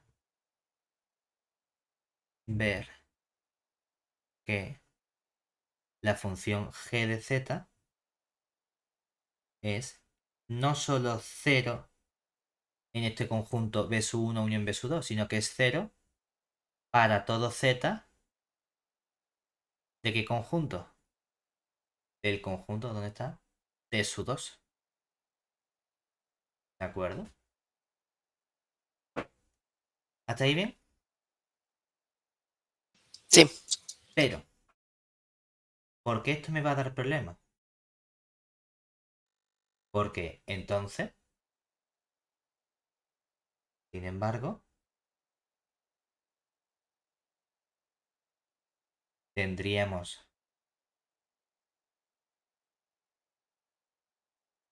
entonces que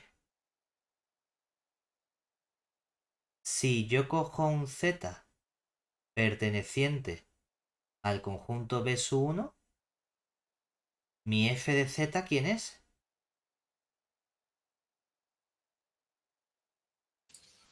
Mi f de z es justamente z, ¿verdad? Ujú. Pero si z pertenece al conjunto B sub 2, mi f de z, ¿quién es? Menos Menos Z. z, ¿verdad? Ujú. Entonces dice, espérate, aquí el conjunto B sub 1 tiene puntos de acumulación, ¿dónde? En el conjunto B sub 1, ¿verdad? Es Sí. decir que entonces f de z es equivalentemente z para todo z perteneciente al conjunto de su 2, por ser el conjunto de puntos de acumulación, perdón, del B sub 1, intersección con el D sub 2, distinto del vacío. Pero por otro lado, la función f de z es equivalentemente menos z para todo z que yo coja del conjunto de su 2. Ujú. Pero ahora, por ser el conjunto de puntos de acumulación del conjunto B sub 2, Esos dos. intersección con el D sub 2, distinto del vacío, ¿verdad? Mm. Pero ¿cómo va a ser f Entonces z no en puede todo el ser. conjunto de sub 2 y f menos z en todo el conjunto de sub 2? Eso es imposible. Ujú. Entonces, no puede haber ninguna función analítica que verifique estas condiciones simultáneamente. ¿De acuerdo? Que es lo que queríamos demostrar. ¿Vale? Muy bien. ¿Qué nos queda?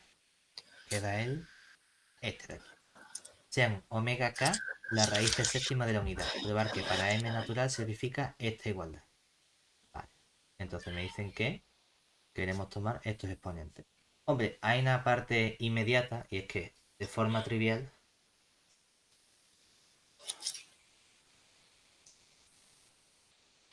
si m es de la forma, vamos a poner 7, 7, 7n, con n pertenecientes naturales, perdón, a los enteros, tenemos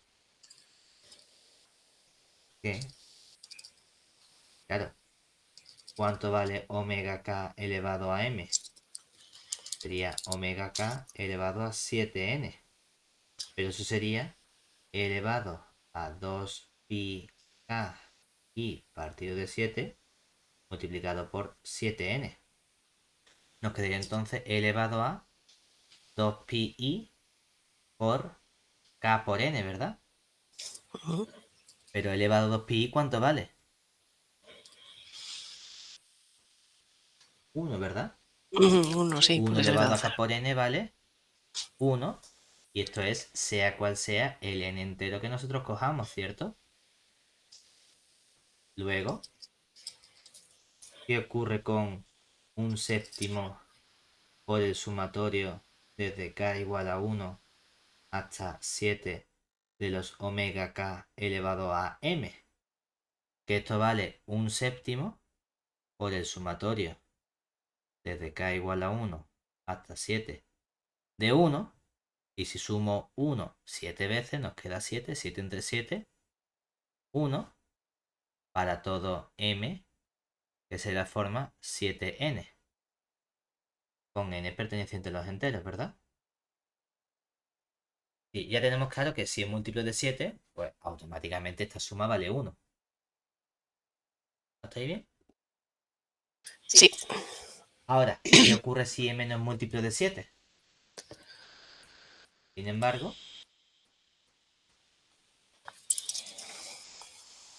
si m es distinto de 7n, entonces podemos expresar,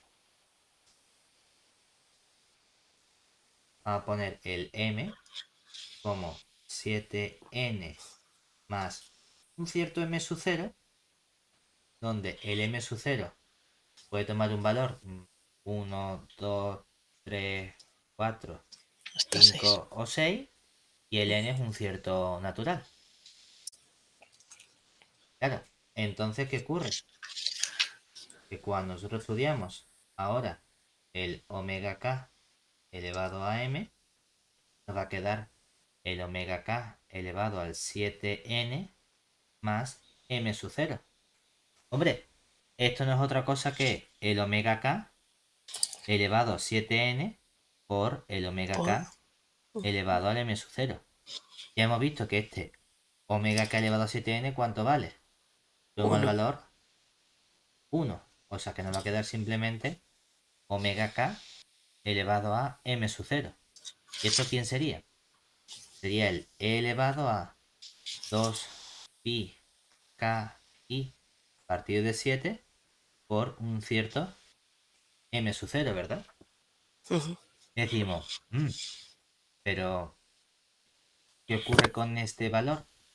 Claro, aquí hay un km sub 0, es decir, que en realidad esto es elevado a 2 pi i que multiplica a k por m sub 0, y todo esto partido de 7,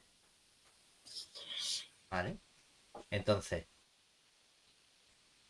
tenemos que ver que esta k va variando desde 1 hasta 7. El m0 es un número fijo entre 1 y 6. ¿Qué va a ocurrir con estos valores que tenemos aquí?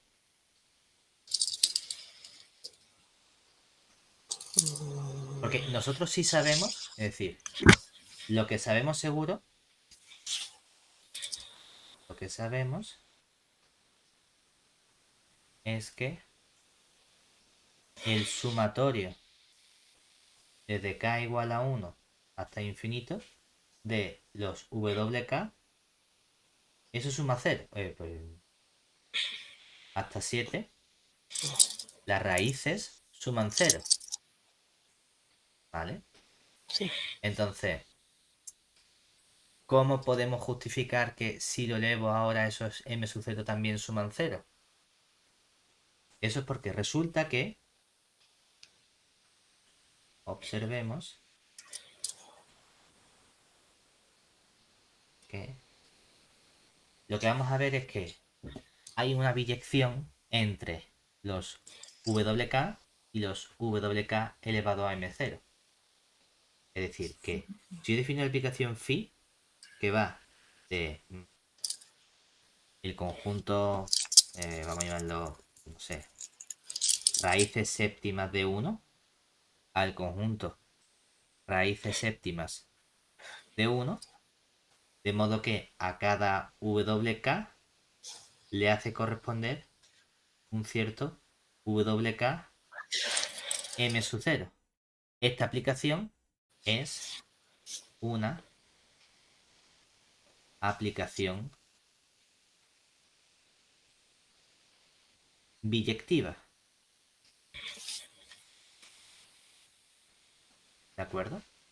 ¿Por qué es biyectiva?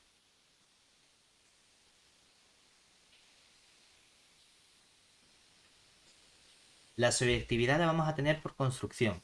Y ahora, el problema que sería estudiar esa inyectividad, ¿verdad? ¿Cómo vemos que es inyectiva?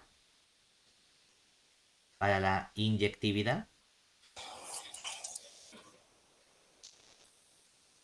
diremos, oye, es que si el phi de omega k coincide con el phi de omega, voy a poner una S, entonces, bueno, sí, solo sí, el omega k elevado a m sub 0 coincide con el omega s elevado a m sub 0, ¿verdad? Ujú. Claro, pero es que entonces, ¿qué va a ocurrir? Que estos dos números, ¿en cuánto difieren?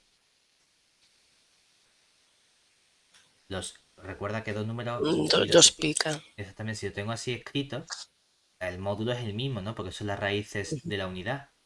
Lo que estoy diciendo es que entonces el exponente de este de aquí, que sería 2pi k y m0 partido de 7, menos este exponente que sería el 2pi s y m0 partido de 7, difieren en múltiplo de 2pi, ¿verdad? Ujú. 2pi por r para un cierto r perteneciente a los enteros. Pero eso sería lo mismo que decir el qué. Esta diferencia de el k menos s,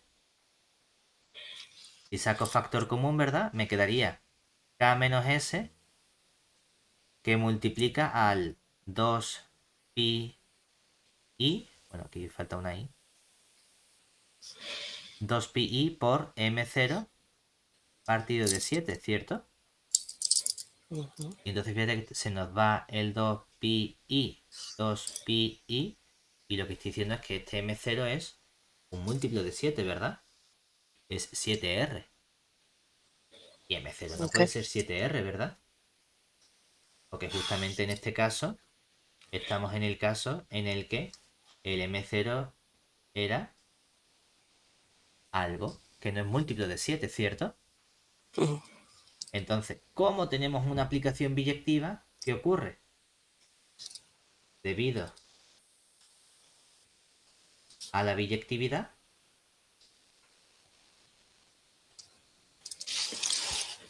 lo que estamos diciendo es que si yo tengo 1 partido 7 por el sumatorio desde k igual a 1 hasta 7 de los wk elevado a m, hemos visto que esto es simplemente 1 partido 7 por el sumatorio desde k igual a 1 hasta 7 de w elevado a k elevado a m sub 0.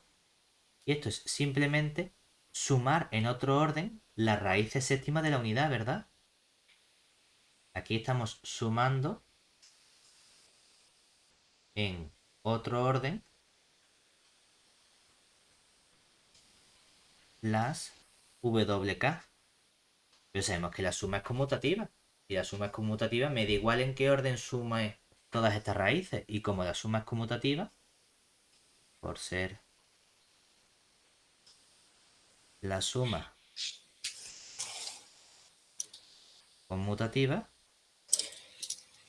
lo que tenemos aquí simplemente es que estamos diciendo que esto es un séptimo por el sumatorio desde k igual a 1 hasta 7 de los WK. Y hemos visto que las raíces séptimas de unidad suman justamente 0. Por lo tanto, cuando m no sea múltiplo de 7, todo esto va a sumar 0. Y así tenemos ya los dos casos probados.